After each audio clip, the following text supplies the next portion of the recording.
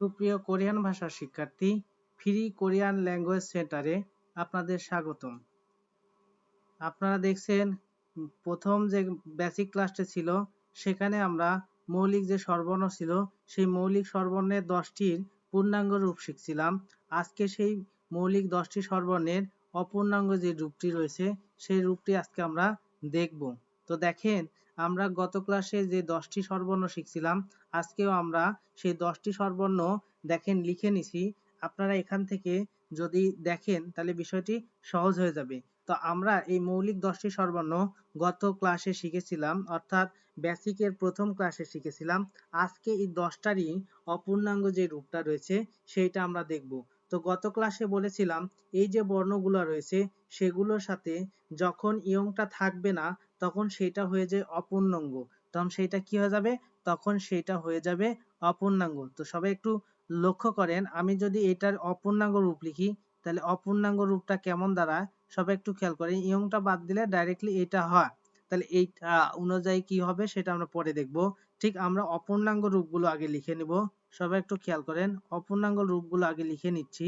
প্রত্যেকটা বর্ণেরই অপূর্ণাঙ্গ যে রূপ রয়েছে সেটা আগে কি করতেছি, লিখে নিচ্ছি।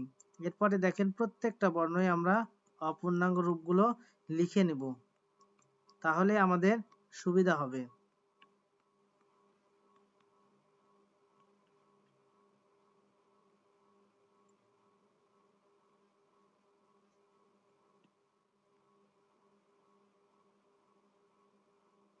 দেখেন আমাদের প্রত্যেকটা বর্ণে আগে ইয়ং ছিল, যে বর্ণটা শূন্যের মতো দেখতে, এই ইয়ং বর্ণটা বাদ দিয়ে লিখেছি।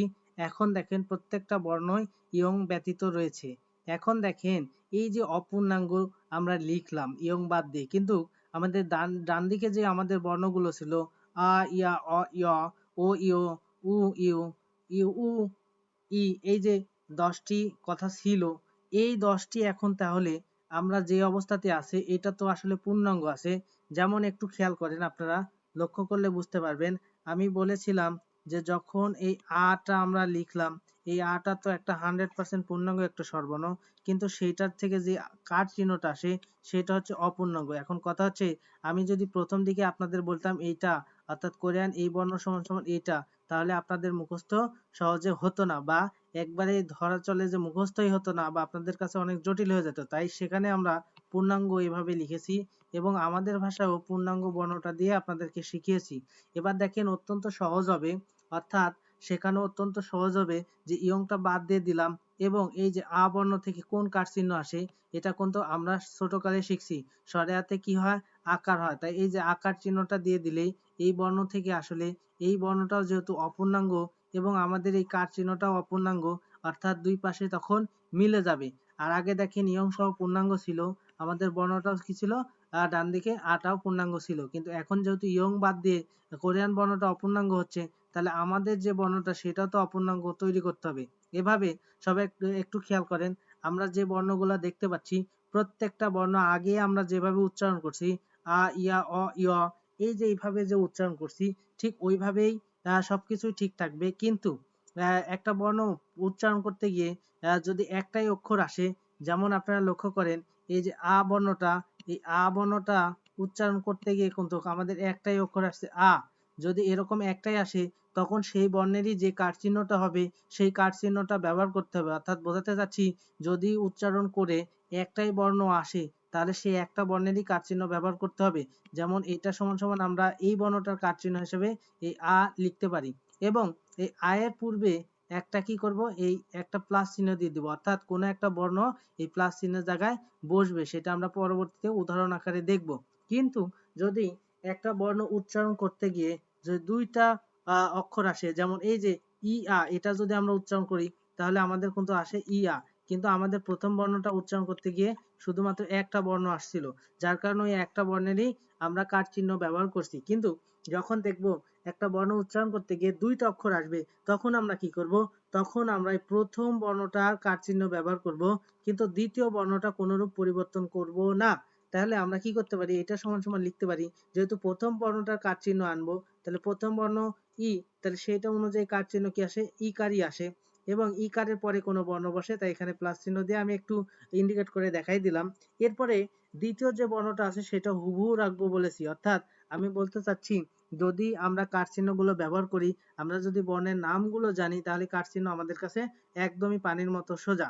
যেমন আমরা একটু লক্ষ্য করলে দেখতে পাবো প্রথম বর্ণটার নাম ছিল আ, এখানে উচ্চারণ ছিল একটাই আ, তাই এই আ থেকে যে কার চিহ্ন আসে সেই কার চিহ্নটাই আমরা কি করব এখানে ব্যবহার করব। সবাই একটু লক্ষ্য করেন, আ থেকে যে কার চিহ্নটা আসবে সেই কার চিহ্নটাই আমরা কি করব ব্যবহার করব।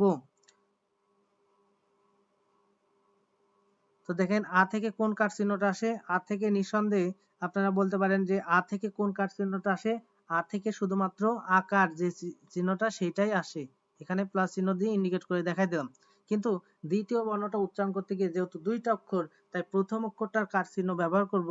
প্রথম অক্ষর যেহেতু ই, তাই ই এর কার চিহ্ন ব্যবহার করলাম, আর এখানে ই এর পরে যেহেতু কোনো বর্ণ বসবে তাই এখানে প্লাস চিহ্ন দিলাম। আর দ্বিতীয় বর্ণটা অর্থাৎ দ্বিতীয় বর্ণ কোনো রকম পরিবর্তন হবে না, তাই দ্বিতীয় বর্ণটা যেমন আছে তেমনই রেখে দিলাম।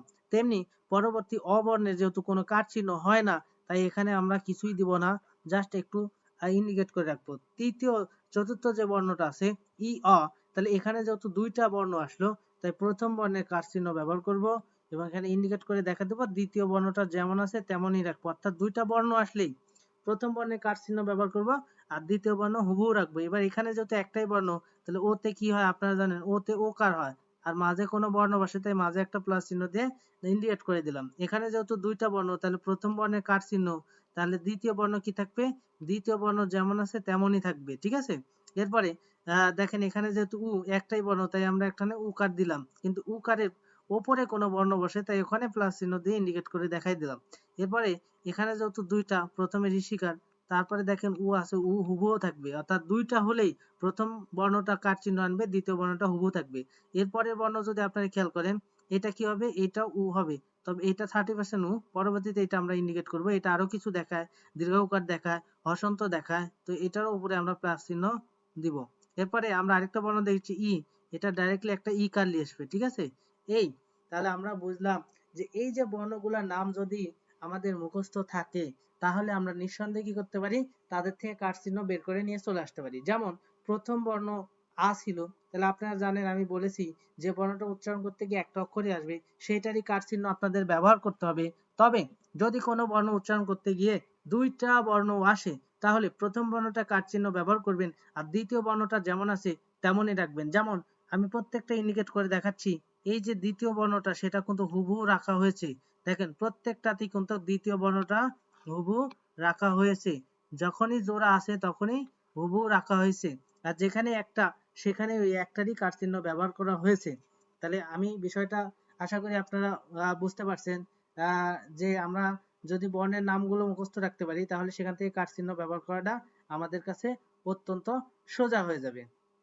এখন আমরা যদি এখান থেকে একটু প্র্যাকটিস করি, তো দেখেন আমরা একটু প্র্যাকটিস করে দেখতে পারি যে আসলেই যে আমরা কার চিহ্নগুলো বের করে আনলাম এগুলোর আসলে কাজগুলো কি, আর এই যে প্লাস চিহ্নগুলো দিলাম সেটারও কাজ কি। তো দেখেন আমরা যে আমাদের কোরিয়ান ভাষা ব্যঞ্জন বর্ণ রয়েছে তার মধ্যে সহজ একটা বর্ণ আপনাদেরকে আমি দেখাবো।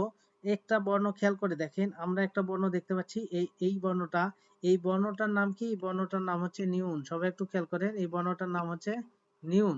আসলে এই বর্ণটা যেখানেই বসুক না কেন, এই বর্ণটা সাউন্ড দেওয়া হচ্ছে দন্ত ন। এই বর্ণটা কি সাউন্ড দেয়, এই বর্ণটার সাউন্ড দেওয়া হচ্ছে দন্ত ন, অর্থাৎ ন সাউন্ড দেয়, ঠিক আছে। তাহলে এখন খেয়াল করেন আমার এই যে প্রথম যেটা আছে, সবাই একটু খেয়াল করেন, আমরা তো এই যে অপূর্ণাঙ্গ রূপগুলা লিখছি, এই অপূর্ণাঙ্গ রূপগুলা আমরা যদি এই বর্ণগুলোর সাথে বসাই, অর্থাৎ এই নিউন বর্ণের সাথে বসাই, দেখেন নিউন বর্ণের সাথে প্রথম যেটা আছে সেটা বসালাম, তাহলে দেখেন একটু খেয়াল করেন এই নিউন থেকে আসে কি, এই যে দন্ত ন, আর এই যে আ যেটা আছে সেটা থেকে এখান থেকে কি আসলো, আকার। তাহলে সেই অনুযায়ী আমাদের উচ্চারণ হলো নিউন থেকে আসে দন্ত ন, এবং এই যে আকার যেটা আছে সেটা থেকে আসে আকার। দেখেন তাহলে উচ্চারণটা হলো না। তাহলে এই যে এখানে দেখেন প্লাস চিহ্ন ছিল, এই প্লাস চিহ্নের জায়গায় দন্ত ন বসলো, আর এই যে ওই বর্ণের জন্য যে আকার ছিল সেটা আকার দেখেন এই দন্ত ন এর পরে বসে গেল। তেমনি পরেরটা যদি আমরা লিখি, সবাই একটু খেয়াল করেন, এই বর্ণটা যদি লিখি তাহলে দেখেন ওই নিয়ন থেকে আসে কি দন্ত ন, আর তার সাথে যেহেতু এই যে ঋষিকার, তাহলে ঋষিকারের পরে যেহেতু দন্ত ন বসে তাহলে নি, আর দ্বিতীয় বর্ণটা হুবহু ছিল তাহলে উচ্চারণটা হচ্ছে নিয়া। তাহলে সেই অনুযায়ী যদি আমরা তৃতীয় বর্ণটা বসাই, যেহেতু এখানে কোনো কার চিহ্ন হয় না তাই দন্ত নই থাকবে। কিন্তু পরবর্তী বর্ণটা যদি বসাই, সব একটু খেয়াল করেন, তাহলে পরবর্তী বর্ণটা যদি আমরা বসাই তাহলে কি হয়, তাহলে দেখেন ওই যে এখানে খেয়াল করেন নি অ, নি অ, সবাই একটু খেয়াল করেন, যেহেতু ঋষিকার আছে আর তার মাঝে দন্ত ন বসবে তাহলে নি, আর যেহেতু অটা হুবু আছে তাই নি অ, এই অটা হুবু থাকবে। আশা করি বিষয়টা বুঝতে পারছেন। এখানে আ হবে না, এখানে শুধুমাত্র অ হবে, ঠিক আছে, নি অ। এই এইভাবে যদি আপনার প্রত্যেকটা বর্ণে বসান, পরবর্তী দেখেন আবার একটু খেয়াল করেন, আমরা আরেকটা বর্ণ শিখি। আরেকটা বর্ণ যদি এই যে ঘরের মতো দেখতে, এই চারকোনা ঘরের মতো দেখতে, এই বর্ণটার নাম হচ্ছে মিউম। এই বর্ণটার নাম কি? মিউম। এই মিউম বর্ণটা আসলে সাউন্ড দেওয়া হচ্ছে ম সাউন্ড, যেমন নিউন বর্ণটা দন্ত ন সাউন্ড দিচ্ছিল, এটা ম সাউন্ড দেয়। তাহলে এখন দেখেন এই মিউমের সাথে যদি প্রথম বর্ণটা লাগান তাহলে মিউম থেকে আসে কি? ম। আর এই আকার, এই যে এখানে দেখেন প্রথম বর্ণটা আকার চিহ্ন নিয়ে এসেছিল, তাহলে ময়ের সাথে আকার লাগা দেন মা। তারপরে এই মিউমের সাথে যদি দ্বিতীয় বর্ণটা লাগা দেন তাহলে কি হয়, ওই যে ম বর্ণটার পূর্বে দেন ঋষিকার, তাহলে মি, আর দ্বিতীয় বর্ণটা হুবহু থাকে আ, মি আ। তেমনি সেই অনুযায়ী ধরেন আমরা একটা বর্ণ লিখলাম, এই মিউমের সাথে ধরেন এই বর্ণটা দিলাম যেটা আসলে ও কার নিয়ে আসে, তাহলে মিউমের সাথে যেহেতু ও কার নিয়ে আসে তাহলে ম, তার সাথে ও কার লাগা দিলে মো হয়ে যায়, ঠিক আছে। আর লাস্ট বর্ণটা যদি আমরা দেখাই, মিউমের সাথে যদি এই যে লাস্ট বর্ণ যে ই, এই ইটা লাগা দিই তাহলে দেখেন ঋষিকার এবং ম, তাহলে ময়সিকারে মি। এইভাবে আর কি আপনারা যদি বসায় বসায় চেষ্টা করেন দেখবেন যে আপনাদের কাছে অত্যন্ত সোজা লাগবে। তো আপনাদেরকে এগুলো অবশ্যই চেষ্টা করতে হবে, বারবার খাতায় লিখতে হবে, তাহলেই দেখবেন আপনাদের কাছে সহজ হয়ে যাবে।